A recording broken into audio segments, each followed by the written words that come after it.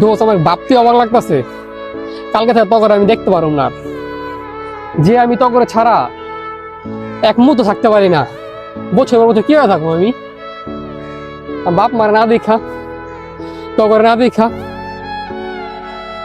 দোস্ত কালকে থেকে চায়ের আড্ডায় তোরে আর দেহুম না, অনেক মিস করুম তোরে। কেমনে যে থাকুম তোরে ছাড়া, পুরা শূন্য হয়ে থাকবো আমাকে এই আড্ডাটা। হ্যাঁ দোস্ত তুই ঠিক বলছোস, আমাদের যে আর্চেন গ্রুপটা ছিল ওই গ্রুপে আমাদের অনেক স্মৃতি আছে। কালকে পর থেকে আমার ওই গ্রুপে দেখা যাবে না। তোরা ভালো থাকিস আর নিজেদের খেয়াল রাখিস। দোস্ত তুই টেনশন করিস, তুই সবসময় আমাকে মনে থাকবি তো।